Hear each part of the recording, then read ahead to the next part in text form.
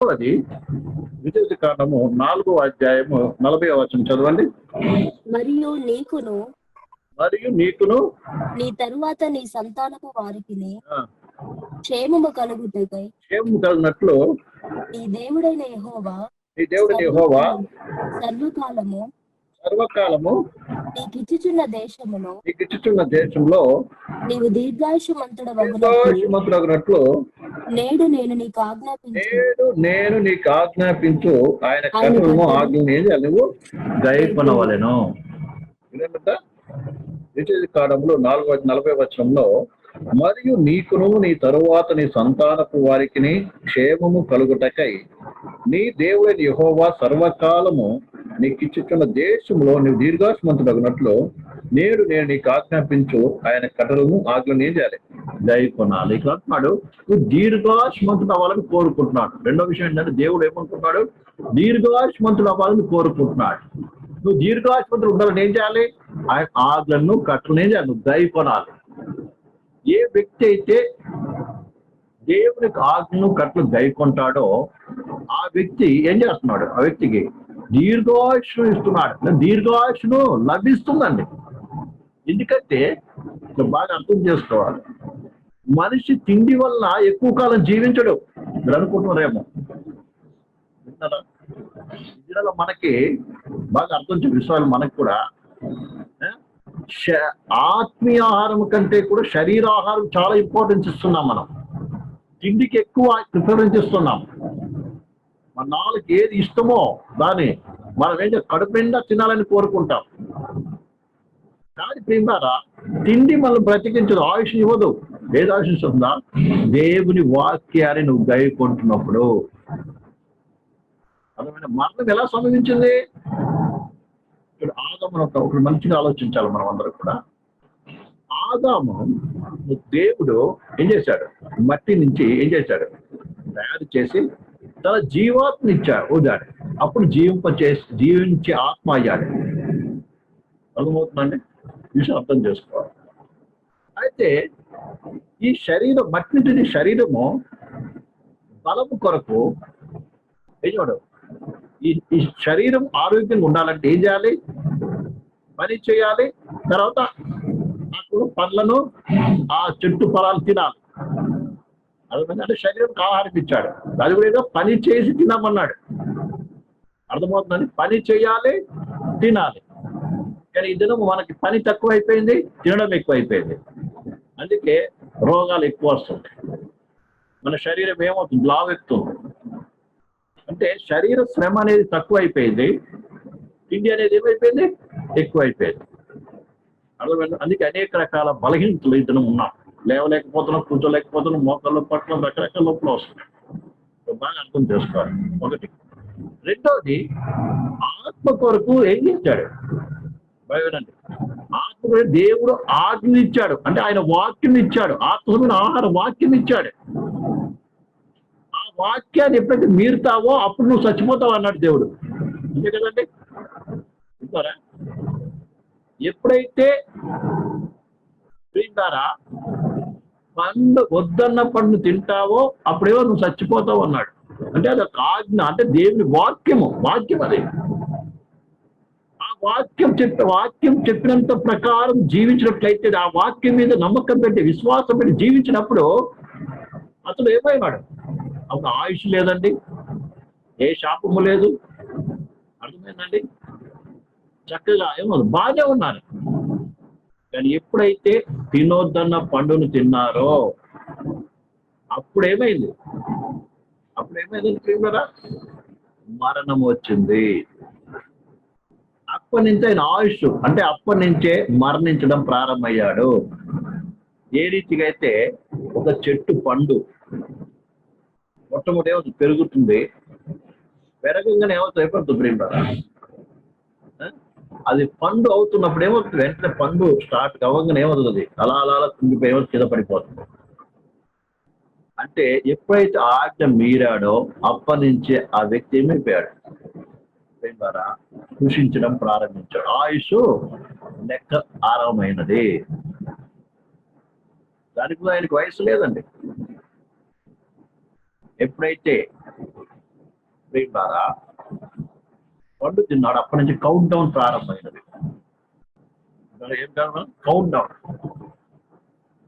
అర్థమైందండి?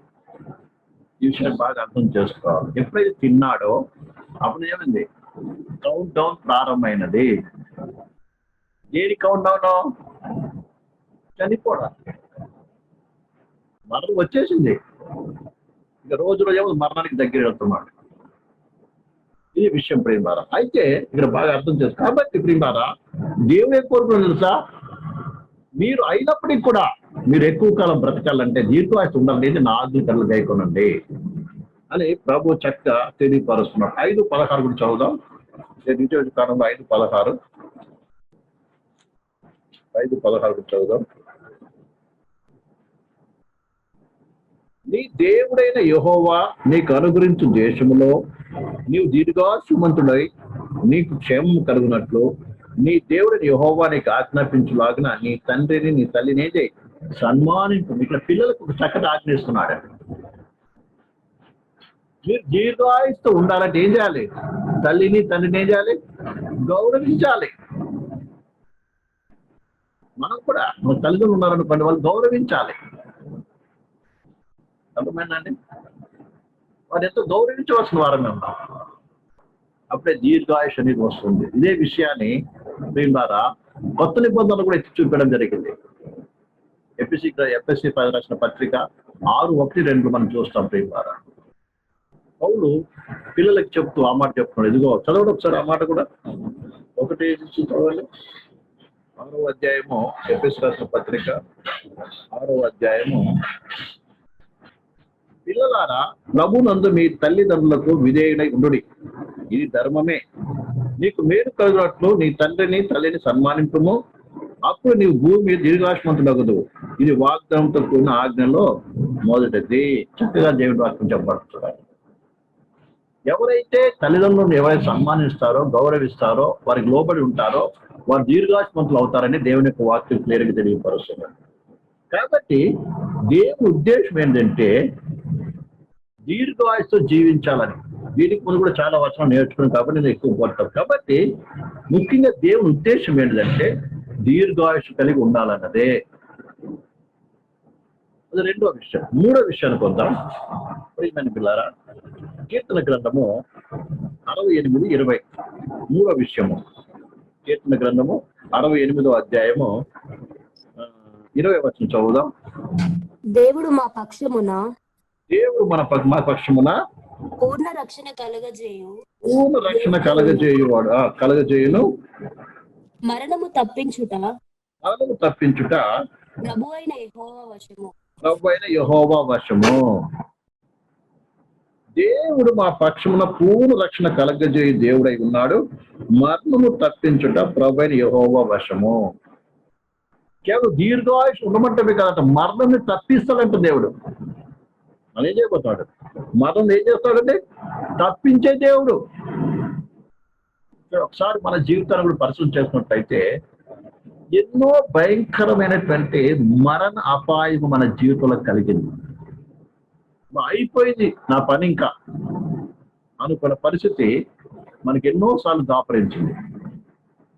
అయినప్పటికీ ఇది బ్రతికున్నామంటే ఎవరు తప్పించారు?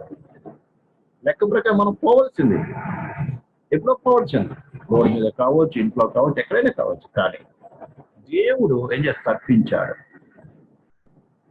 అలాగే దేవుడు మనతో ఎన్నోసార్లు వాగ్దానం చేశాడు. దినాల్లో కరోనా వలన మళ్ళీ కరోనా పెరుగుతుంది అంటున్నారు. ఎంతో మంది వెళ్ళిపోయారు. కానీ దేవుడు మనకి తప్పించి ఏం చేస్తున్నాడు? సజీవులుగా ఉంచాడు. మన దేవుడు మరణం తప్పించగల శక్తివంతుడు. అది మన గొప్పతనం కాదు, కానీ మరణం తప్పించే అధికారం ఎవరికి ఉంది? దేవునికి ఉంది. కానీ మనం బాగా అర్థం చేసుకోవాలి. 17 వరకు చదువు. 118వ కీర్తన 118వ కీర్తన. నేను చావను సజీవుడనై యెహోవా క్రియలను వివరించదను. ఇక్కడ కీర్తనలో అంటున్నాడండి, దేవుడు దేవుడిని బ్రతికిస్తాడు. అందరూ అంటారు చచ్చిపోతావని. వింటారండి? అందరూ అంటారు నువ్వు చచ్చిపోతావని. కానీ దావీదు యొక్క నమ్మకం, దావీదు కీర్తనకారుడి నమ్మకం, దావీదు యొక్క నమ్మకం, కీర్తనకారుడి యొక్క నమ్మకం ఏంటి తెలుసా? నేను సావను. ఎందుకంటే నన్ను నిత్యముగా దేవుడు ఏం చేస్తాడు? బ్రతికిస్తాడు. బ్రతికి ఏం చేస్తాను తెలుసా? బ్రతికి ఏం చేస్తాను? దేవుని క్రియలు వివరిస్తాను. అంటే దేవుడు నాకు చేసిన కార్యాలను ఏం చేస్తాను? అనేక తెలియపరుస్తాను. దేవుడు మళ్ళీ కూడా బ్రతికిస్తున్నాడు. ఎందుకో తెలుసా? మరి అర్థం చేసుకో. ఎందుకండి? దేవుని గురించి ప్రచురపరచడానికి. మనకు ఆయుష్ ఎందుకు ఇస్తున్నాడు తెలుసా? చాలా మంది ముసలుడు అయిపోయినప్పుడు ఇప్పుడు ఇంకా ఆయుష్ ఇస్తున్నప్పుడే ఏమనుకుంటారంటే దేవుడు ఆయుష్ ఇస్తున్నాడు, ఏం చేయాలి ఇంకా మనముడి పెళ్లి చేయాలి, కొడుకు పెళ్లి చూడాలి, మనముడి పెళ్లి చూడాలి, అది చూడాలి, లేకపోతే అది సంపాదించి ఎందుకని మనకు ఆయుష్ దేవుడు ఇస్తున్నాడు? అర్థమైందండి? ఎందుకు మనకు ఆయుష్ ఇస్తున్నాడండి? యెహోవా క్రియలను వివరించడానికి. యెహోవా క్రియలు వివరించడానికి. అంటారండి. ఈ సజీవులు ఎందుకు ఉంచాడు తెలుసా? దేవుని గురించి ప్రచురపరచాలి. అందుకే ప్రతి విశ్వాసి దేవుని గురించి ప్రచురించాలి. దేవునికి చేసిన మేలు అనేకులు వివరించాలి. సంఘంలో చెప్పడం కాదు, వ్యక్తిగతంగా పర్సనల్ గా ప్రతి ఒక్కరు ఏం చేయాలి? అనేక మందికి ప్రచురపరచాలండి. ఎందుకంటే మనం బ్రతికించాడు కాబట్టి, బ్రతికిస్తూ ఉన్నాడు కాబట్టి. కాబట్టి ఇక్కడ విషయం దేవుడు ఏం చేస్తున్నాడు? మరణంని తప్పిస్తే దేవుడు మరణం తప్పించగల సమర్థవంతుడు. మన ఇజికియా మహారాజుని చూస్తాం, ఇజికియా రాజుని చూస్తాం కదా. దేవుడు అన్నాడు నీ సమయం అయిపోయింది, ఏం చేయి, నీ ఇల్లు చక్కబెట్టుకో అని చెప్పాడు. అప్పుడు ఇజికియా మహారాజు గోడ తట్టు విరిగి నలిగిన మనసుతో ఏం చేశాడండి? ప్రార్థించాడు, ప్రభువా నేను నీ నిమిత్తము ఏమేమి చేశానో ఒకసారి జ్ఞాపకం చేసుకోను ప్రభువా అని కనికరించి ప్రభువాన్ని తనతో తగ్గించుకొని కన్నీటితో ప్రార్థించినప్పుడు ప్రియులారా, వెంటనే దేవుడు అతనికి ఏం చేశాడు తెలుసా? 15 సంవత్సరాలు ఆయుష్ పెంచాడు. లెక్క ప్రకారం ఏం కావాలి? అప్పుడు చనిపోవాలి. కానీ దేవుడు ఏం చేశాడు? ప్రియులారా, ఆయుష్ని పెంచాడు. ఆయన చేతిలో ఉంది. అలాగే ప్రార్థన చేసి ఆయుష్ పొందుకునేటట్టు దేవుని సేవకులు చాలా మంది ఉన్నారండి. ఇదికేనే కాదు, ఎంతో మంది దైవజనులు కూడా ఉన్నారు. అయితే వారు బ్రతకాలని కోరుకున్నది ప్రియులారా ఇంకా ఇల్లు కట్టుకోవడానికో, ఆస్తి సంపాదించుకోవడానికో, ఇంకేదో ప్రమోషన్ పొందుకొని ఇంకా లోకములు పెద్ద పొందుకోవడం కాదు. ఆయన నామ మహిమ కొరకు, ఆయన పనిని పరిపూర్ణ చేయటం కొరకు, ఆయన పనిని ఇంకా ఎక్కువ చేయటం కొరకు ఏం చేశాడు? కోరుకున్న దేవుడు ఇచ్చాడు. అన్నట్టుగానే కరెక్ట్ గా వాడికి ఎంత దేవుడు ఇచ్చాడో అంత ఆయుష్ ప్రకారం కరెక్ట్ టైం ప్రకారం ఆ టైంతో చనిపోయినటువంటి వారు ఎంతో మంది భక్తులు ఉన్నారు. అలాంటి సాక్ష్యం కూడా మనం విని ఉన్నాం. కాబట్టి ఈ విషయాన్ని మనం జ్ఞాపకం చేసుకోవాలి. కాబట్టి ఆయుష్ ఇచ్చేవాడు కూడా ఆయన ఎప్పుడు ఆయుష్ తగ్గించడు. ఎందుకు మన ఆయుష్ తగ్గిపోతుందంటే మనం చేసిన పాపాన్ని బట్టి. మన శరీరం కంటే కూడా క్షమించాలి, ఆత్మీయత కంటే కూడా దేనికి విలువిస్తాం ఎక్కువ? శరీర సంబంధ వాటికి విలువిస్తాం. అనుకుంటే ఇందులో మనము విశ్వాసం చెప్పుకుంటున్నాం, కర్మకు వారసులం అవుతున్నాం అంటాం, సియోనుకి వెళ్తున్నాం అంటాం. కానీ మనం ఎక్కువ దేనికి విలువిస్తున్నాం? మనము ఆత్మీయమైన వాటికి విలువట్లేదండి. చాలా మంది ఆత్మీయ విషయాలు విలువట్లేదు. దేనికి విలుస్తున్నారు? శరీర సంబంధమైన వాటికి విలుస్తున్నారు. ధనానికి, తిండికి, తర్వాత రకరకాల వస్తువులకి, వాహనాలకి, ఇంకా ఏదో లేదని, అంటే లోకరీతిగా అది లేదు ఇది లేదని వాటి విషయమే ఏం చేస్తారు? దానితో ప్రయాసపడుతున్నారు తప్ప ఆత్మ జీవితం కొరకు ఏం చేయట్లేదండి. ఏ ఆత్మ అయితే నేను జీవింప చేస్తుందో ఆ ఆత్మ విషయంలో ఏం చేస్తున్నారు? శ్రద్ధ వహించట్లేదు. ఏక ఏ వాక్యం అయితే నీ ఆత్మను బ్రతికిస్తుందో ఆ వాక్యానికి ఏం చేయలేదు మానవుడు, విలువ ఇవ్వట్లేదు. దేవుని వాక్యం స్పష్టంగా చెప్తుంది. మనిషి రొట్టె వల్ల మాత్రమే కాదు కానీ దేవుని నోటి నుండి వచ్చే ప్రతి మాట వలన జీవించును. అలా ఇంకో చక్కటి మాట యోహాను సువార్తలో రాయబడి ఉంది. ప్రేమ ద్వారా 6వ అధ్యాయము చదువుదాం. యోహాను సువార్త 6వ అధ్యాయము 6వ అధ్యాయము 6వ అధ్యాయము 63వ వచనం. ఆత్మయే సువార్త 6వ అధ్యాయము 63వ వచనం. ఆత్మయే జీవింపజేయుచున్నది, నేను జీవింప చేయుచున్నది, శరీరము కేవలము నిష్ప్రయోజనము. శరీరము కేవలం నిష్ప్రయోజనమైనది. నేను బ్రతికిస్తున్నది ఎవరు? ఆత్మనంట. ఆత్మని జీవింపజేస్తుంది. ఈ ఆత్మకు జీవం ఏంటి తెలుసా? ఆత్మ బతికింది ఏంటి తెలుసా? వాక్యము. అందుకని ఈ వాక్యాన్ని ఏం చేయాలి? వాక్యానికి విలువనివ్వాలి. వాక్యాన్ని వినటానికి, వాక్యాన్ని అర్థం చేసుకోవడానికి, ఆ వాక్యాన్ని మనసులో పెట్టుకోవడానికి, వాక్య ప్రకారం నడవటానికి, వాక్య ప్రకారం ఆలోచించడానికి ఏం చేయాలి? నీ మనసుని ఇవ్వాలి.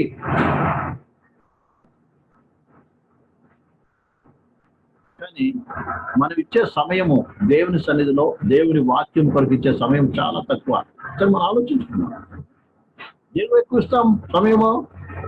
ఇంటి కొరకు ఇస్తాం. లోక వివాహం కొరకు ఎక్కువ సమయాన్ని గడుపుతాం. అది లేకపోతే బాధపడుతుంటాం. అది లేకపోతే కొట్లాట చేస్తూ ఉంటాం.